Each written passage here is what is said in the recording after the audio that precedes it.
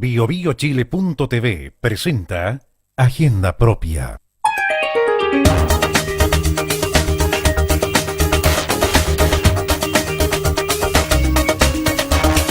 Agenda Propia, debate y análisis de actualidad.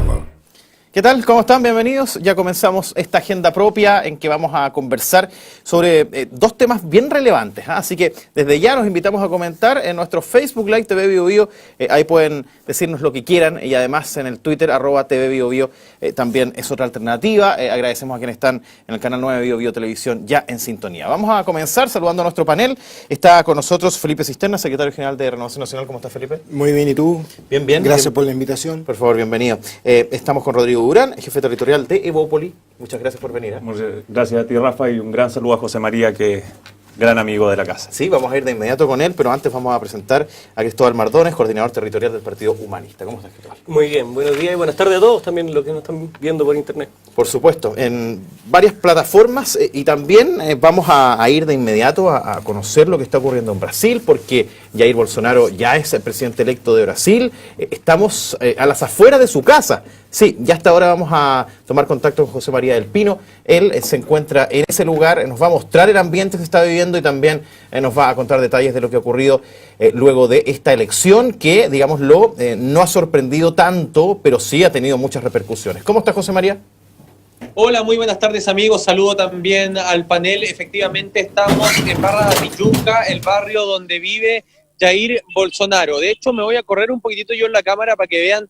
Atrás está la casa de Bolsonaro, junto a la prensa internacional que está desplegada aquí en Brasil. Han llegado prácticamente de los 5 continentes medios de comunicación y también la espera de los partidarios que aún pasan tocando las bocinas y celebrando el triunfo de Bolsonaro. ¿Por qué esta expectación de la prensa internacional?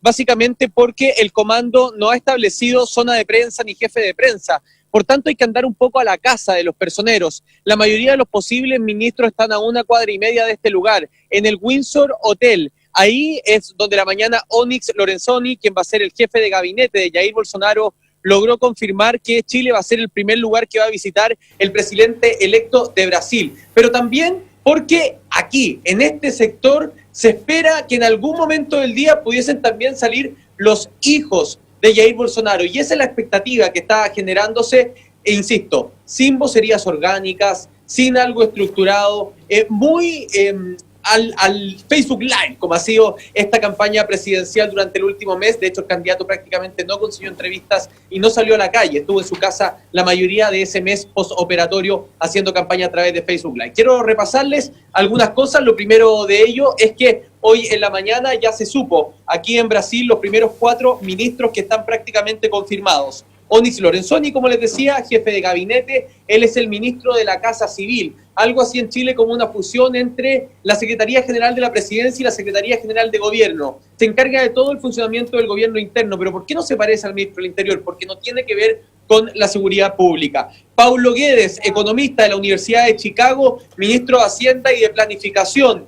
El general Augusto Heleno en defensa. Heleno fue precisamente jefe de Jair Bolsonaro en el ejército, por tanto ahí hay una verticalidad de mando y hay una relación muy cercana entre ambos. Y finalmente, no es sorpresa porque ya le había dado su apoyo, pero el astronauta brasileño Marcos Pontes asumiría como ministro de Ciencia y Tecnología. Él fue a la Estación Espacial Internacional el año 2006, transformándose en el primer astronauta brasileño, en el primer brasileño en ir al espacio. Ya se ha confirmado acá, hoy en la mañana, Paulo Guedes, que comienza un proceso de privatización de empresas. Se comienzan también a ratificar tratados de libre comercio, entre ellos el de Chile, y la apertura de la economía brasileña al mundo. Ha dicho Paulo Guedes que las industrias cuyos mercados no tengan ventajas comparativas para competir con el mundo van a tener que reinventarse, porque no se puede seguir castigando el valor de los productos internamente aquí en Brasil a costa de los brasileños con tal de mantener industrias vigentes. Un giro desde el proteccionismo económico clásico en Brasil, clásico en Argentina,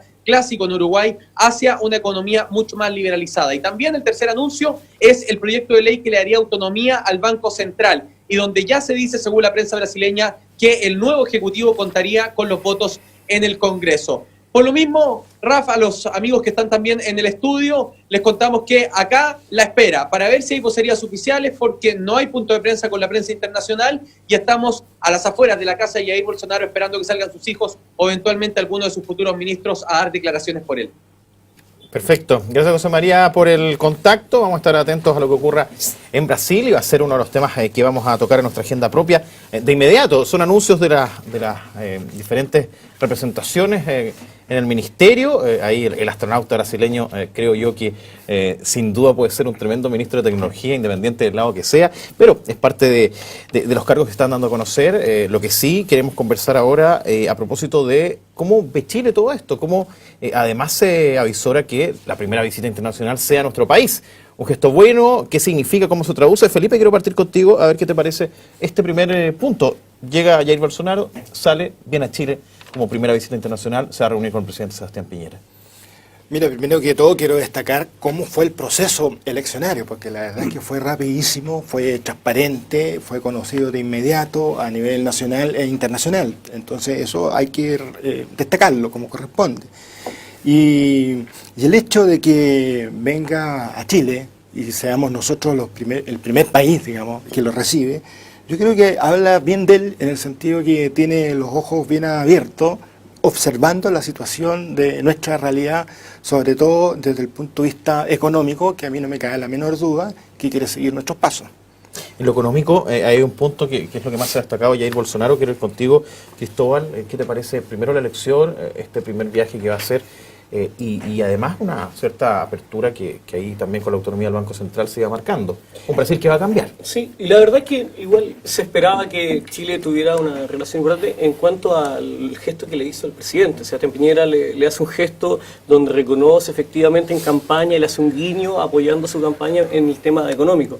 Es complejo cuando colocamos como valor central solamente el tema económico y aislamos, por ser así, todo lo que tiene que ver cultural, todo lo que tiene que ver con sus dichos, con su forma de hacer política. Entonces, no podemos decir que una persona es íntegra por solamente el tema económico. Yo veo que lo complejo que nos vamos a ir entregando, lo complejo en que nos vamos a ir sometiendo como región, tiene que ver justamente con la forma en su conjunto de llevar las cosas. A ver, Bolsonaro en los años 90 siempre practicó más un proteccionismo económico y hoy día se da una vuelta que tiene que ver un poco más con la apertura libre, pasó por muchos partidos políticos, o sea, él lleva por sí mismo una conducción sola, directa, y se deja llevar por lo que piensa él directamente, suena bastante lindo, podríamos decirlo, incluso autónomo, brillante, libre, pero en la realidad la verdad es que deja mucho herido en el camino, produce el odio de manera directa, eso es innegable, y va generando cuestionamiento a la sociedad que la verdad es que se coloca un poquito entre la espada y la pared. O sea, hay un proceso donde se le asusta a la gente con este tema de seguridad, que no me cabe ninguna duda de que la inseguridad existe y la gente lo siente, pero se le coloca la espada en la pared, tocando temas valóricos para que la gente vote incluso engañándose, sabiendo que elige unas cosas que también que después le van a perjudicar. A mí me importa también poner un tema sobre la mesa, atendiendo lo que dices, Cristóbal, pero también, Rodrigo, quiero partir contigo este punto que tiene que ver con cómo la corrupción fue una bandera de lucha, fue finalmente lo que, entre otros factores, hace que Jair Bolsonaro sea presidente. Cómo esa defensa, es decir, no queremos más corrupción, hoy día hace que Jair Bolsonaro sea el próximo presidente de Brasil. Yo creo que el fenómeno de Bolsonaro Bolsonaro es francamente una cosa bien especial. Bolsonaro en agosto de este año, de este año, marcaba 5 puntos, 6 puntos, o sea, el avance meteórico que tuvo en las encuestas, creo que se explica fundamentalmente por eso, por el desastre del Partido de los Trabajadores, por los escándalos de corrupción de los cuales ni la izquierda brasileña ni la izquierda chilena han sido capaces de hacer un mea culpa, de decir, mira, sabéis que en verdad nos robamos la mitad del país, exportamos corrupción, Obrecht exportó corrupción en toda América Latina, afortunadamente, entre comillas, en Chile no se demostró que hubiesen platas metidas, pero lo estás viendo hoy día, lo viste en Ecuador, lo estás viendo en Perú, entonces creo que el hastío de los ciudadanos brasileños no tiene que ver solamente con la corrupción, sino que tiene que ver con la pérdida de confianza, con la pérdida de credibilidad de todos los servicios públicos. Cuando uno ve que la economía está destruida,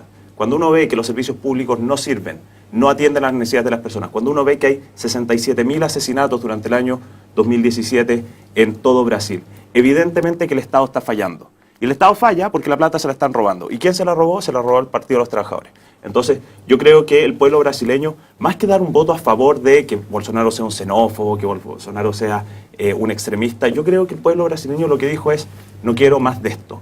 Y pasó por alto un montón de actitudes muy repudiables de Bolsonaro. De hecho, nosotros desde Bópoli hemos criticado esas posturas, pero al mismo tiempo también entendemos que entre Bolsonaro y el Partido de los Trabajadores hay un mar de diferencia y hay que darle la oportunidad a una persona que viene a impulsar cambios a la economía más importante de la región y al país más importante de la región. ¿Cómo deberíamos ver nosotros este fenómeno? Aquí en Chile hemos mencionado corrupción, hemos mencionado el ámbito económico, hemos mencionado también, y por ahí también la ligación con las Fuerzas Armadas de Brasil es otro elemento. ¿Cómo lo tenemos que ver en Chile? Mira, para que no nos pase o para que nos pase. Pueden ser las posturas de acuerdo a quien quiera decir, ¿saben que en Chile también hay corrupción, pero no se ha investigado tanto? Que también se han escuchado voces como esa. Al revés, decir, ¿saben que eso está lejano y no corresponde a la realidad de Chile? Yo creo que el punto que tú estás tocando es muy importante hacerlo notar, porque si bien es cierto, hay aspectos de corrupción en nuestro país, pero estamos a años luz de Brasil y de otros países de Latinoamérica. También concuerdo con lo que tú formulaste en el sentido de que hubo un voto de castigo contra la corrupción, contra los planteamientos de la izquierda, contra el proteccionismo, contra el asistencialismo, contra el despilfarro, ¿no es cierto?, contra también el juego que hizo Lula, ¿no es cierto?, y su grupito contra el Estado de Derecho. O sea, ¿cómo es posible que una persona, ¿no es cierto?, procesada, después condenada, ¿no es cierto?, aspire a ser candidato presidencial? O sea, teníamos totalmente perdido el foco, totalmente perdido el norte. Y la verdad es que el pueblo brasileño tuvo que optar entre dos cartas. Y si yo hubiese tenido que votar voto, según mi opinión, por la menos mala, y la menos mala lejos era Bolsonaro. ¿Ah? ¿Lo comparte? O sea, claramente algo que comparto acá con Felipe es justamente que la gente que está procesada no debería ser candidata. Y eso nos pasa y nos tocó acá en Chile. Y veamos el presidente que tenemos para partir. Una guinda de la torta. Y también el tema de corrupción también es bastante... Pero eso es bien rebuscado, esa explicación. Digamos. Pero hablemos de a uno y nos entendemos genial. Lo importante es... Tú lanzas un concepto y podemos hablar después de la gente.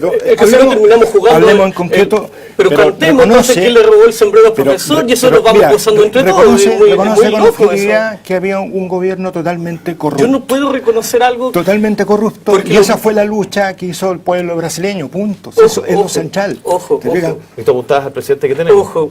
Por ejemplo, partiendo de eso, o sea, y podemos, es muy loco esto de que la derecha no hable de corrupción, de partida, o sea, donde faltaba que los proyectos de ley le colocaran enviado por iPhone, o sea, era un tipo de cómo se hacía una corrupción, a lo mejor legal, pero igual sigue siendo corrupto e inmoral, y donde también tenemos que ir colocando los focos de cómo generamos nuestro proyecto de ley, cómo se maneja el lobby en el Congreso en Chile. Ahí tenemos harto que tiene que ver, que podría estar bordeando perfectamente la corrupción. Pero no solamente queda en eso, porque por eso digo que el tema como concepto de corrupción también se manosea mucho y va generando. Yo tampoco no puedo negar que hay que hacer una autocrítica a la izquierda, y eso yo creo que lo han reconocido todos los segmentos de la izquierda, sobre todo con los últimos procesos que se han vivido. ¿Y la autocrítica en qué medida? En que, por ejemplo, para que lleguen estos procesos, sin duda la izquierda tuvo que abandonar los barrios. Eso es indiscutible, lo abandonó. Eso yo hago una crítica incluso a mi sector, a Frente Amplio. Hoy día yo le digo, hoy día no hemos estado donde deberíamos estar. Hoy día, de verdad, las iglesias, y en ese sentido, se ha apoderado de los barrios. Entonces los barrios quedan a merced de la iglesia o de los narcotraficantes, y eso pasa aquí en Chile, también pasa y lo vemos. Entonces ahí tenemos un espacio directo donde nosotros tenemos que ir a intervenir, tenemos que estar en esos lugares. Porque la inseguridad es verdad que para la persona que sea, que vote, diga cualquier cosa, pero yo quiero defender a mi hijo, quiero que llegue a la casa, y yo creo que ahí hemos fallado como izquierda de no tener una propuesta concreta en cuanto a seguridad. Lo respeto sin duda, pero tampoco digamos que la derecha es la paladín de la corrupción y que viene a sacar a todo y va a limpiar todo esto. Eso es una paradoja que la historia lo ha dejado claro como tal. O sea, ahora tú estás tocando un tema importante. O sea, lo que quiere la gente es seguridad, lo que quiere la gente es orden, lo que quiere la gente es paz, ¿no es cierto?, crecimiento, desarrollo integral. Ahora, y por eso ganó Bolsonaro. Pero ojo, hay una... hubo una manipulación también del tema de corrupción, no nos olvidemos. Antes, por ejemplo, con el caso Dilma, todos vimos cómo terminó el caso Dilma, donde fue destituida y después se dan cuenta de que todo lo que se le acusó no era tal. Entonces, ojo también con la manipulación. No hagamos un análisis de estos últimos 6 meses. Acá hay un contexto amplio de todo lo que se ha ido desarrollando. Entonces, creo que, primero, para hablar de corrupción y acusar a los demás, tenemos que tener cuidado porque claramente la derecha no puede ser un paladín de la justicia A mí me da la impresión porque no que es tal. tú estás sosteniendo que no hay corrupción en Brasil. Yo no he dicho eso para nada y lo podemos ver una y 3 veces. Estamos bien. Respecto a la pregunta original, yo creo que aquí hay una lección que es muy importante para los partidos, sobre todo para los partidos liberales como Evópolis. Porque salió una entrevista ayer a Steve Bannon, que era el jefe de campaña de Donald Trump en Estados Unidos, donde básicamente él expone el fenómeno de los populismos de derecha abiertamente. Y es una cuestión súper riesgosa para los partidos liberales porque los populismos de derecha están apareciendo con muchísima fuerza. Y nosotros, yo creo que Bolsonaro está un poquito más lejos de Trump en materias de política pública, pero tiene dichos mucho más complejos. Pero al final del día, la atención hay que ponerla en que si nosotros queremos preservar los valores de la libertad, si queremos preservar los valores de la tolerancia, tenemos que, y eso lo rescato de lo que decía Cristóbal, tenemos que volver a sintonizar con las bases sociales. Tenemos que hacernos cargo de los problemas con los problemas de seguridad, el crecimiento, la reforma de pensiones que presentó ya el presidente Piñera, lo hace de manera espectacular, sube la pensión solidaria. Entonces creo que afortunadamente nuestro gobierno, el gobierno de Chile Vamos, se está alejando de esa retórica más populista y se está acercando a una retórica liberal donde nosotros como Evópolis nos sentimos muy cómodos y la vamos a defender. Y afortunadamente eso permite que fenómenos como Bolsonaro, donde tienes un caudillo que se hace decir un outsider, siendo que ha estado 30 años en el Congreso, no pueden aparecer. Muchos en Chile observan el fenómeno José Antonio Kast y les hace algún sentido. Él estuvo incluso con Bolsonaro. ¿Cómo lo ven a él? Como esta forma de entre comillas, recoger el descontento, de mostrar posiciones más radicales. ¿Podría proyectarse un crecimiento al Bolsonaro, digamos, en el momento de que apareciesen más casos de corrupción, por ejemplo, o hubiese más descontento? O sea, hay tintes que son bastante parecidos, que tiene que ver esta combinación de la iglesia con un sector determinado. Y no hablo de la iglesia peyorativamente, no tiene que ver con la religión, eso lo aclaro de inmediato. Me refiero a la institucionalidad como protectora de ciertos valores. Una iglesia que está en los sectores populares, una iglesia que está más... Pero que juega al borde con los valores que un poco impiden esta tolerancia o diversidad que debería existir en el país. Creo que eso es complejo. O sea, lo que vimos la semana pasada con la marcha, donde se mezclaba gente religiosa, veíamos banderas nazis con banderas judías y todas debajo de una parafernalia estética y todo un cuento. Que lo veo que es complejo en el mensaje, es un poco lo que explicabas tú, es como un populismo de generar ideas todas juntas y se hace un pegoteo desde el odio, y eso creo que es muy complejo. Ahí es donde lo noto que es complejo, porque no es lo mismo como estamos discutiendo acá, donde si bien tenemos muchas diferencias en cómo vemos la vida en general, pero podemos acordar ciertos puntos. Yo creo que estamos a años luz, digamos. ¿Pero es muy lejano? Sí, o sea, primero que todo tenemos un Chile Vamos integrado por 4 partidos. Hemos actuado de manera muy unida, hemos sido muy tolerantes. Aparte del énfasis liberal que hablabas tú, yo creo que este gobierno tiene un gran énfasis social y Renovación Nacional, en el caso nuestro, ha practicado desde hace tiempo esa línea. Y con respecto a José Antonio Kast, quiero dejar bien en claro que no es integrante, directo ni indirecto del Chile Vamos, es otra opción, legítima, por cierto, pero que no la comparto. Yo tengo otra forma de mirar la vida y me imagino que usted también. Rodrigo, ¿comparte eso? Sí. Ahora bien, yo creo que José Antonio Kast está apostando exactamente lo mismo que apostó Trump, que apostó Bolsonaro, que apostó Yantumala en su minuto, que es este llamado a la patria, estos nacionalismos medio ortodoxos. Yo creo que es legítimo.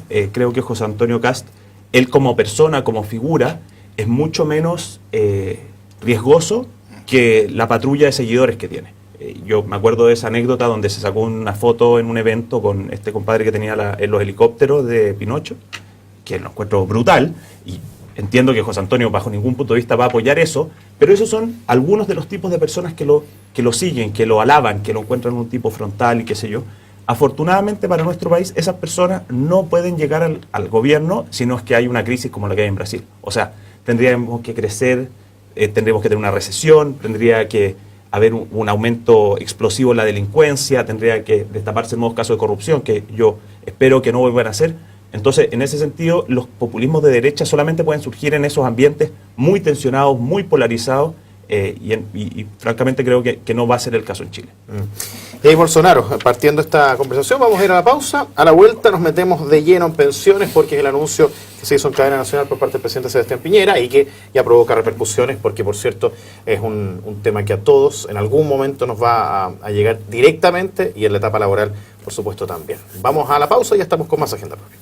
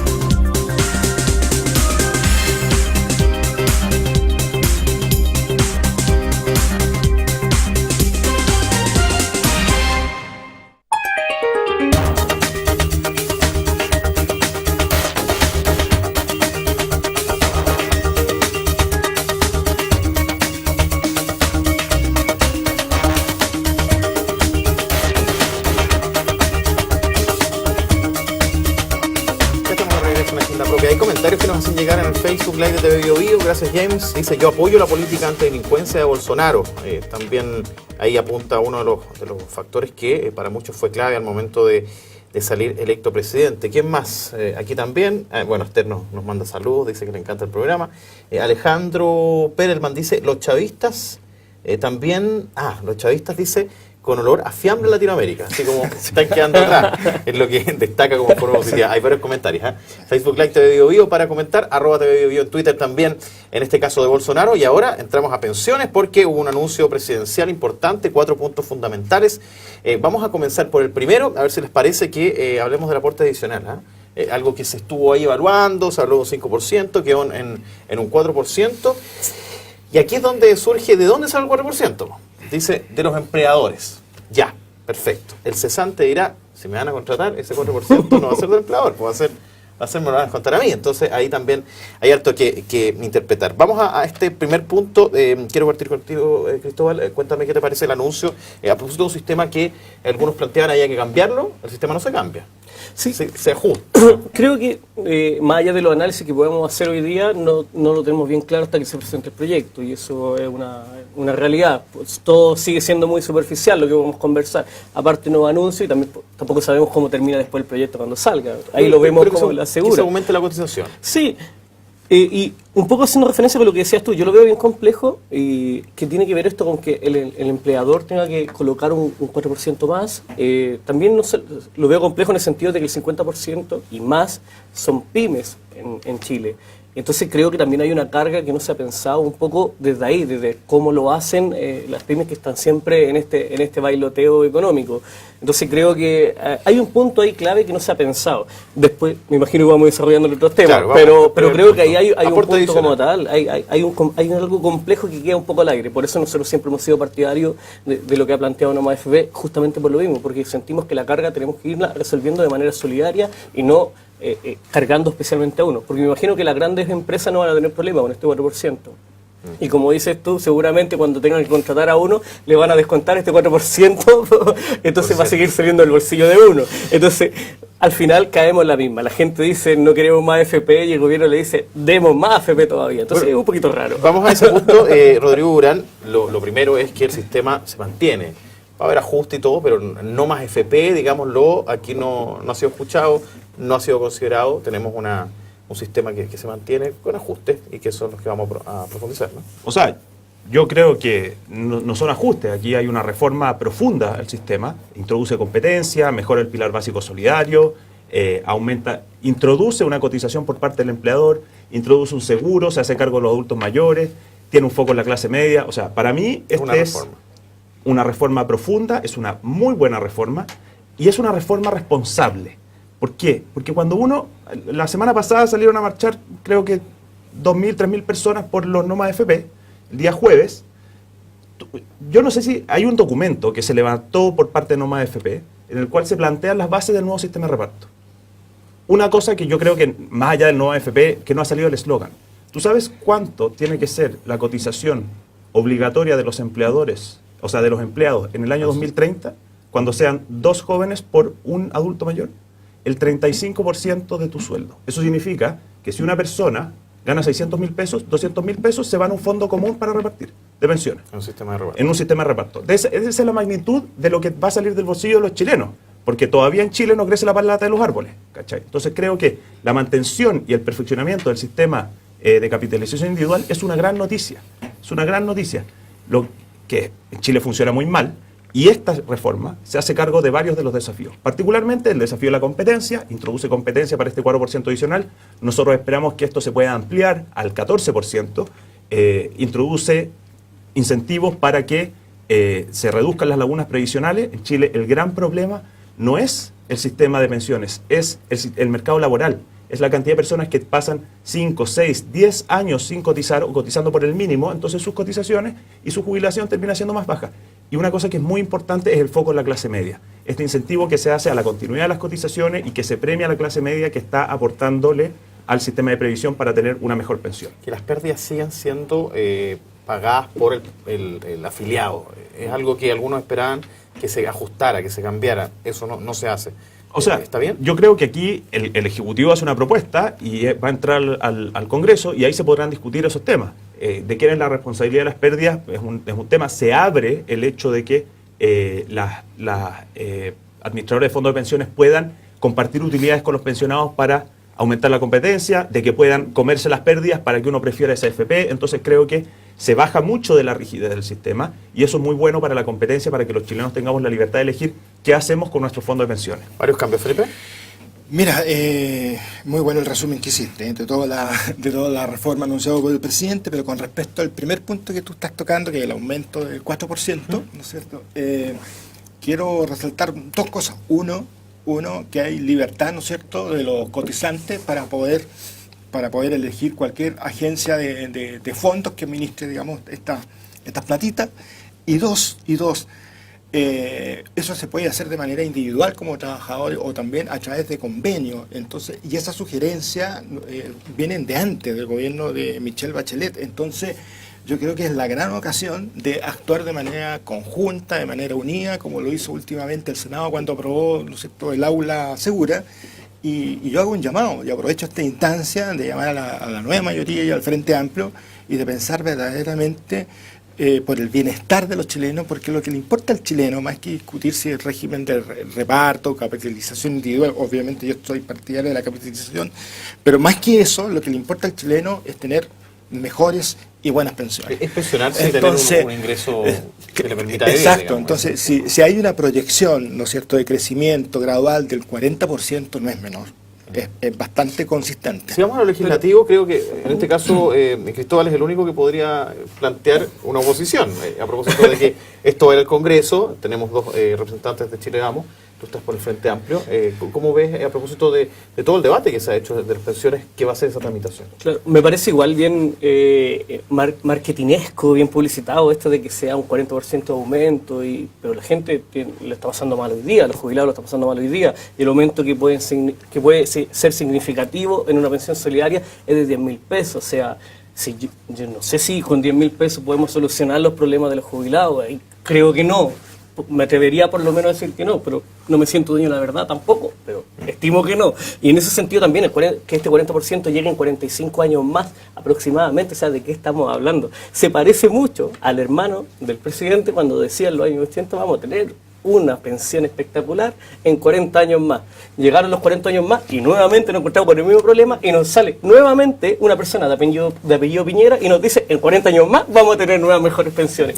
Esto es cómico para no deprimirse. Pero la parte legislativa, ¿tú crees que esos puntos se van a poner sobre la mesa? El decir, aquí ojalá de inmediato preocupémonos de los que están pensionados hoy, ellos son los que hoy día tienen la Es urgencia. que claramente tiene que ir ahí. Claramente hoy día tenemos que abarcar el que hoy día veamos al jubilado. Y sin duda, la gente está diciendo no más AFP porque también es un sistema de administración perverso. Tú lo dijiste expresamente. Cuando pierde la AFP, pierde uno. Y cuando gana la AFP, ganan ellos. No sé si es una competencia leal. No sé si a eso le llamamos libre mercado. No sé si a eso le llamamos libertad del ser humano. Creo que hay complejidad. Hay una buena forma publicitaria de hacer esto. Pero la verdad que de libertad tiene bien poco. O sea, todos ganan cuando les va bien, pero cuando pierde la gente. Y ellos siguen ganando. Y más aún, porque utilizan la plata del sistema de pensiones para seguir generando riqueza y llevarse la riqueza al país. Eso es muy raro, muy paradójico. De libertad tiene muy poco esto. Pero ¿sabes qué? Te quiero decir algo con mucho respeto. Yo creo que si hay alguien que es bueno para la propaganda y el marketing, es la gente de izquierda. Porque nosotros en ese sentido somos súper fome, ¿no? Somos más tirados a lo técnico y ahora últimamente estamos mezclándolo con los aspectos políticos. Nosotros estamos hablando con la verdad. Y si instamos a la gente, ¿no es cierto?, a matricularse con el sistema de reparto, vamos a caer en quiebra.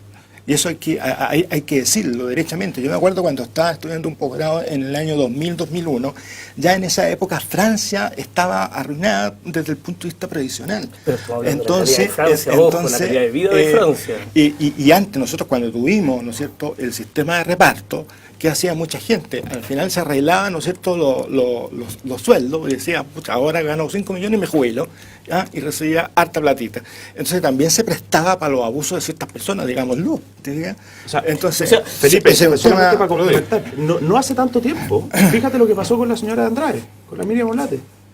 con el claro, tienes razón. O sea, sí, pues, ella, claro. como ellos tienen un sistema especial en Gendarmería, bueno, los últimos 12 meses facturó un sueldo estratosférico y como el sistema de reparto dice tanta plata de tu último sueldo, bueno, Claro, y eso se es un quedó con abuso una contra pensión. los demás. Es un abuso. O sea, y el problema del sistema de reparto son dos cosas. Lo primero es que es tremendamente arbitrario. O sea, quien administra el sistema de reparto dice, mira, ¿sabéis que este año los obreros de la construcción van a tener pensiones de un 80% y los gaffiters que no están marchando tanto van a tener una pensión del 40% de lo que ganan? ¿Por qué? Porque se nos antoja. Y lo se votó. Yo no sabía que habías participado en un cabildo de Noma FP. ¿Cómo para decir no, eso? leí los documentos. Leí los documentos que tienen publicados. Y lo del 2 meses atrás que se hizo los cabildos donde la gente... Esos optaba, cabildos no todo. están sistematizados hoy día. no se han sistematizado en la los página web, cabildos no se no pueden leer. Perfecto. No se pueden leer. Pero sí es importante algo que comparto contigo, de que la gendarmería y todo lo que tiene que ver con lo uniformado deberían también participar en Quedó este pendiente de fondo. eso, por ahí uno de los ministros, no recuerdo cuál, decía, eso corresponde a otra reforma que también vamos a hacer. Sin duda. Pero Sí. parece que es un tema pendiente, la gente O sea, lo yo está pidiendo. creo que sí, y yo creo que sí, yo creo que nosotros todos los chilenos debiésemos tener el mismo sistema de pensiones, porque eso es justo. Pero yo quiero volver al tema de No Más AFP. La propuesta de No Más AFP le exige a los chilenos que si no nos queremos endeudar afuera, si no queremos perder soberanía nacional, tenemos que cotizar un 35% de nuestro sueldo. O sea, una persona que gana 600.000 pesos tiene que pagar 200.000 pesos para un pozo común que administra el Estado. A mí me parece que mantener el sistema actual es mejor para los chilenos, es mejor para los trabajadores chilenos. ¿Por qué? Porque le permite libertad en cómo se invierten esos fondos y permite que sepa dónde está su plata. Hay un punto que me parece, hoy día escuchaba a uno de los gerentes de una de las AFP, decía, lo ideal es que los chilenos coticen un 20% más, aquí es solo un 4%.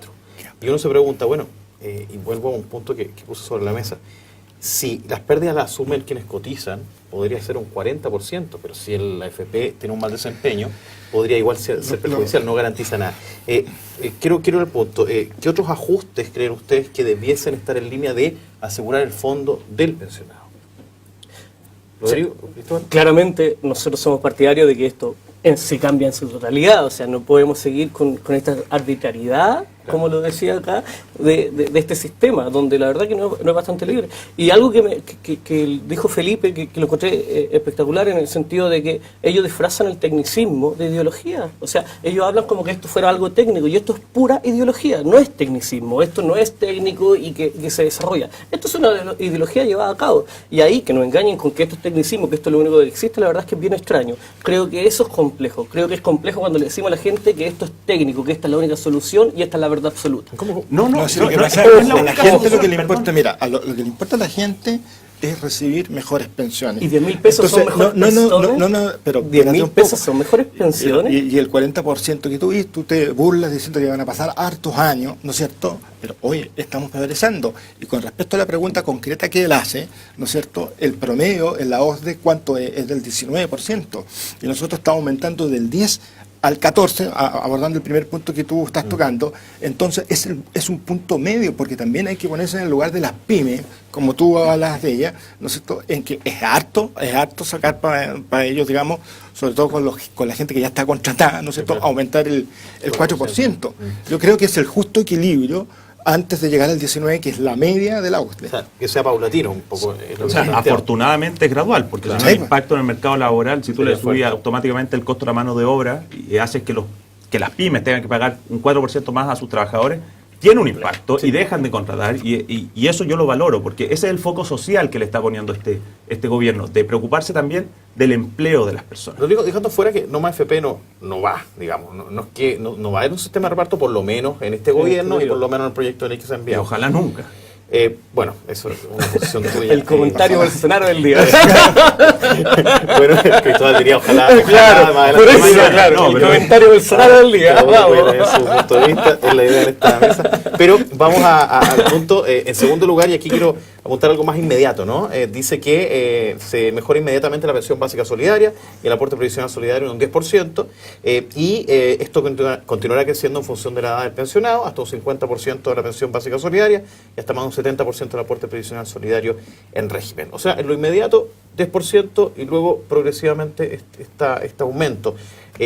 A ver, el pensionado de hoy a lo mejor tiene un poquito más de urgencia. ¿Cómo se puede explicarle a esa persona que hoy día va a tener que esperar, si tiene 70 años, va a tener que esperar a los 75 para que tenga una plata que le permita pagar su deuda? A ver, lo primero es entender que el drama de las pensiones bajas en este país, por primera vez se aborda de manera seria con este gobierno. O sea, nosotros tenemos un 10% de cotización desde el año 88, desde el plan laboral. Todos los gobiernos de la Concertación no hicieron absolutamente nada, salvo mejorar las condiciones para la AFP. O sea, acuérdate que fue Lago y Frey los que metieron esa cosa de que las pérdidas se indexaban para los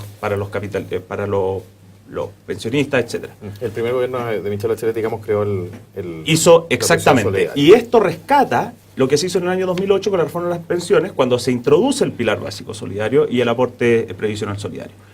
Pero creo que, ¿cómo decir a una persona que su pensión va a aumentar en un 10% cuando se apruebe el proyecto? Porque además esto está sujeto a la aprobación por parte del Congreso. De la tramitación en sí. Absolutamente. Es porque este gobierno está haciendo más cosas en favor de los adultos mayores. Está el plan que lo presentó la primera dama, la Cecilia Morel, la semana pasada, de adulto mejor. Se está creando la red de clase media protegida, que va a permitir, a través de otros mecanismos, que no son solamente las pensiones, hacerse cargo del drama social de las personas que están pensionadas. ¿Por qué? Porque el problema de las pensiones, vuelvo al anterior, no son las AFP. El problema de las pensiones es el mercado laboral. El problema de las pensiones es la disparidad de sueldo. Es el hecho de que las mujeres, lamentablemente, tengan una renta 38% mejor que los hombres. O sea, menor que los hombres. Entonces, el gran drama acá es el mercado laboral. Y eso no lo podemos resolver de un día para otro. El problema que nos tenemos arrastrando desde hace 30 años con un sistema previsional que no se hace cargo de lo que realmente tenemos que ahorrar como chilenos, no lo podemos resolver en un año o en 2 años. Entonces creo que es responsable y es poco populista por parte de este gobierno que proponga una reforma integral, responsable y que se hace cargo de un drama social en el largo plazo. El sistema de reparto, para poner el paralelo, tampoco arreglaría las pensiones hoy día, digamos. Sí habría una mejora importante por lo menos. Pero es no una es realidad. Habría que hacer el cambio. Claramente, porque, y ahí lo comparto, creo que lo compartamos todos, aquí tiene que haber, no solamente hay un tema de pensión como tal, sino que tiene que haber acompañamientos que tienen que ver en el diario vivir de nuestros jubilados, que tienen que ir procesando y cambiando, no solamente que con las pensiones la gente le va a alcanzar y vamos a disfrutar. O sea, tiene que haber un proceso acompañando de políticas públicas que van por otro lado, que van por el tema de los medicamentos, que van por el tema del transporte, que van por el tema del disfrute de ser jubilado, algo que tampoco está contemplado y nunca lo contemplamos, que también es parte de la libertad del ser humano. O sea, hablamos mucho de libertad, pero no nos preocupamos de cómo disfruta el ser humano. Creo que hay un montón de cosas que van haciendo en su conjunto la vida del jubilado. Y creo que también es muy poco serio llamar a esto solidaridad, llamar a esto una preocupación social, un aumento de 10.000 pesos. Creo que es muy poco serio y creo que es bastante irresponsable y populista por lo demás, porque suena Ya. hasta lindo. Lo que pasa es lo siguiente, yo creo que tenemos que pensar definitivamente en el país. Uno tiene que reconocer las cosas buenas de todos los gobernantes. Entonces está Michelle Bachelet, ¿no es cierto?, que No me lo apunte ahí, se nada que ver con impuso, ella. pero se impuso el tema del pilar solidario. Yo creo que fue positivo. ¿Y nosotros qué estamos haciendo? Mejorando el tema. Entonces, no me parece bien, y sobre todo del Frente Amplio, que la gente espera mucho, porque el Frente Amplio obtuvo muchísima votación porque se decepcionó de la otra izquierda, se decepcionó de la nueva mayoría. Entonces, como mera sugerencia y consejo, no se opongan a todo de inmediato. Por lo menos conversemos y reconozcamos las cosas positivas de todos los sectores. Yo estoy haciendo un público reconocimiento de lo que hizo Michelle Bachelet. Es cierto que es poco y queda mucho por hacer, pero reconozcamos también que este gobierno está preocupado de la situación y que está avanzando sustancialmente de acuerdo a la realidad que tenemos y punto. O sea, y compartimos eso, yo dije desde un comienzo, acá no tenemos mucho que excavar porque no sabemos cómo llega el proyecto. Claro, pero a mí yo me quedaría sorprendido si después la nueva mayoría me dice no, cuando la misma Michelle Bachelet, digamos, fue la que impuso el tema. Entonces, hago un llamado a la sensatez, a la madurez y al criterio para que nos juntemos de una vez por todas y pensemos en el bien común de todos los chilenos. Unos 3.500 millones costaría este proyecto, ¿ah? 3.500 millones de dólares en régimen, lo cual también habla de una inversión directa del gobierno y que es un tema que está en la mesa. Lo pusieron y creo yo hay que valorar, lo puso nomás FP en su momento Michelle Bachelet también con el pilar solidario, hoy el gobierno lo hace prioridad, hace un proyecto de ley, se va a debatir, así que por lo menos estamos hablando de pensiones, que creo es algo importante. ¿Nos vamos? Muchas gracias, por estar con nosotros. Cristóbal Mardones, coordinador territorial del Partido Comunista. Muchas gracias. Que te vaya muy bien. Rodrigo Durán, jefe territorial de Evópoli. Muchas gracias también. Felipe Cisterna, secretario general de RN. Ustedes también por la sintonía, sigan comentando. El capítulo queda disponible en biobiochile.tv para que lo vea cuantas veces quiera. Lo viraliza también. Y además, muchas gracias a todos los comentarios que nos hicieron en nuestro Facebook Live. Que estén muy bien. Gracias por estar ahí.